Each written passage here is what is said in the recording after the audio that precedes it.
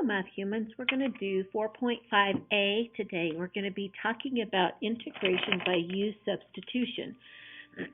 So this is another one of those techniques that we are going to learn to put in our toolbox and then use that as needed. So our objectives are that we're going to use U substitution to evaluate an integral.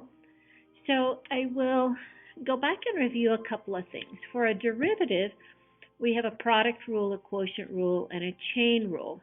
For integrals, not so much fun. So one of the tools that we learn for integration is U substitution, and it's similar to the chain rule for derivatives. The book tends to explain U substitution using compositions. So they're going to use the discussion, and if you don't like my discussion, you can go look at the book's presentation of U substitution, but understand that they are going to do it with compositions.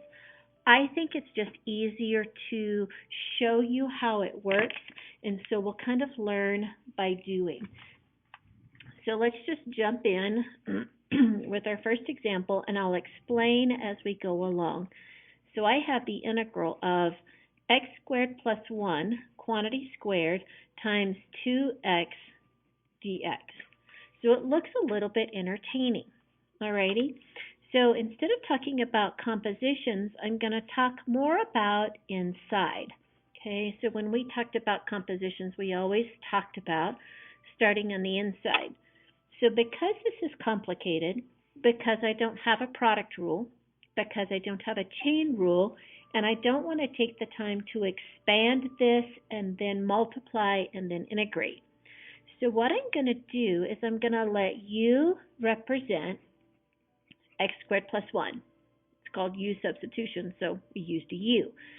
I'm going to take the derivative of U, and when I do, I get 2x dx. Well, that's actually really cool because notice that the 2x dx is going to represent U. So now what I can do is I can write my integral. Sorry, my mood music is getting a little bit industrious.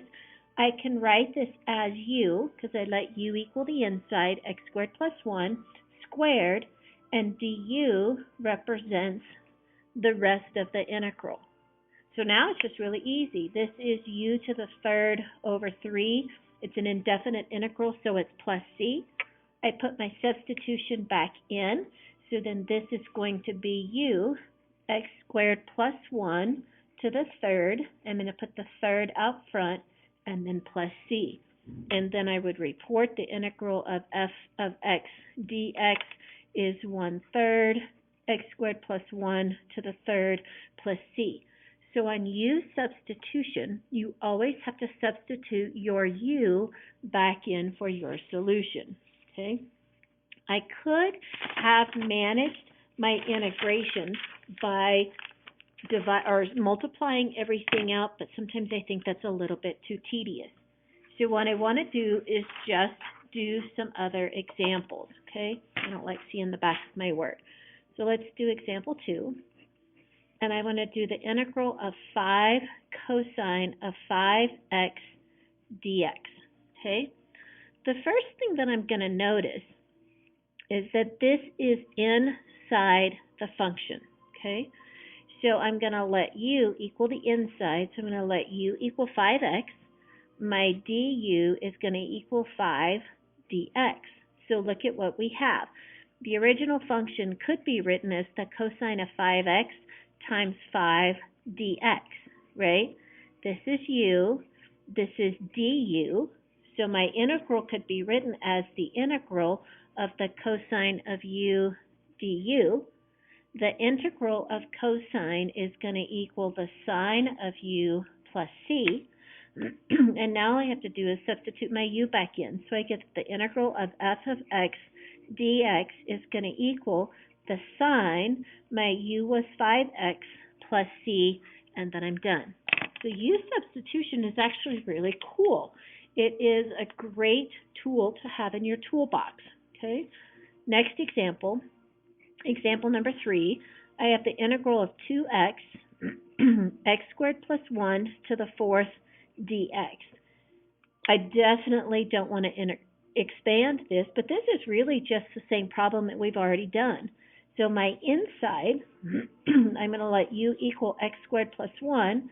My du is 2x dx. So if you look at this, the 2x dx is my du, and this is just u to the fourth, so this becomes the integral of u to the fourth du.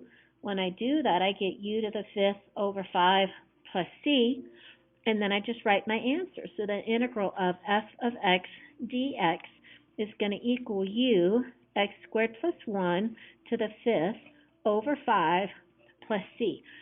And then I'm done. So U substitution is glorious. There are times when we run into some slight difficulties, and so I'm just looking ahead to make sure that I have that covered as I go through our examples.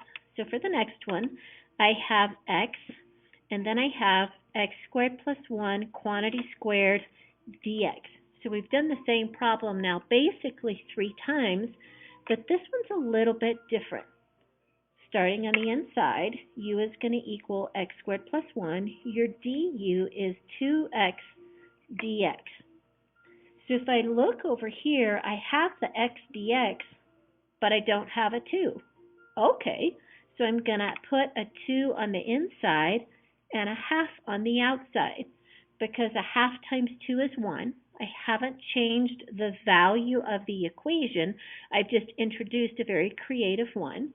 So now I have the 2x dx that gives me du, and so my integral becomes 1/2 the integral u squared du. I integrate, so here's the half, u to the 3 over 3. This is 1 over 6, x squared plus 1 to the third plus c. And then I would write my solution. The integral of f of x dx is equal to 1/6 x squared plus 1 to the third plus c. So in essence, I'm still kind of talking about compositions, but I've just taken away a little bit of the tediousness of the explanation. Okay, so let's do our next example, example number 5. And this one's going to have the sine cubed of 3x times the cosine of 3x dx. So this is a little bit more entertaining. So you need to stop and look. So I could have tried u is equal to 3x and gotten that my du is 3dx. Well, that's a bummer because that didn't help me a lot. So when my u doesn't work, I try it again. So then I'm going to look at this. I could let u equal the cosine of 3x, but then I have this cubed thing, so I don't want to do that either. So I'm going to I'll do it over here. I'm going to let u equal the sine of 3x. The derivative du is going to be equal, the derivative of sine is the cosine of 3x times the derivative of the inside 3 dx. So now let's assess what I have. I have the cosine of 3x, I have the dx, but I don't have the 3, so I'm going to introduce a 3, and I'm going to introduce a third. So my integral becomes 1/3 the integral of 3u cubed du, which is so much simpler. This is 1/3. Technically, oops, that 3 goes away. Sorry, my bad, because the 3 cosine is my dx. So then I have the 1/3, integrate u cubed, I get u to the 4th over 4 plus c, so I get 1 over 12, u to the 4th plus c. So my integral of f of x dx is going to equal 1 over 12. My u was the sine to the 4th of 3x plus c. So U substitution actually allows you to do some really cool problems. Okay, so let's do another example. This is example number 6. Okay, and I'm going to do a quick peek to see how many more examples we have. We have this one, and that's it. So this one is a slight variation. Again, it's kind of entertaining. So I have x and then the square root of x minus 1 dx. So if I look at the inside of my function, I would let u equal x minus 1, and my du is my dx. But the problem is I have an extra x sitting there. Well, that's a bummer. So the way that I manage that is I'm going to solve for x in this equation. Okay? So in this equation, I'm going to get x is equal to u plus 1.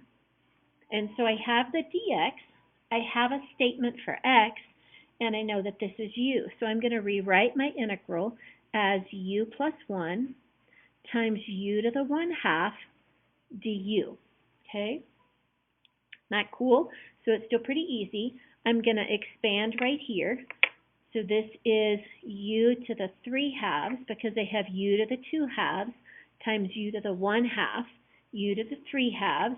I need a parentheses plus u to the 1/2 du. And all I did was expand. Now these are really pretty easy to integrate. So I'm going to get u to the 3/2 plus 1 is going to be to the 5/2 divided by 5/2. Let's get my paper up so you can see, because it's a really cool problem. And then plus u, 1/2 plus 2 over 2 is 3 over 2 divided by 3 over 2 plus c. So this is 2/5 u to the 5/2 plus 2/3 u to the 3/2 plus c. I need to substitute and report, so my integral of f of x dx is going to equal 2/5. My u was x minus 1 to the 5/2 plus 2/3 x minus 1 to the 3/2 plus c. And we've talked about before, you have to decide when you're going to stop. This would be a good place to stop.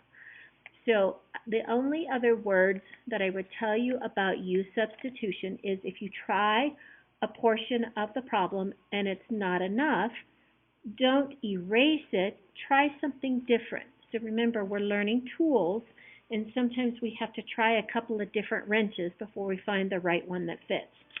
All right, that's it for today. I will see you soon.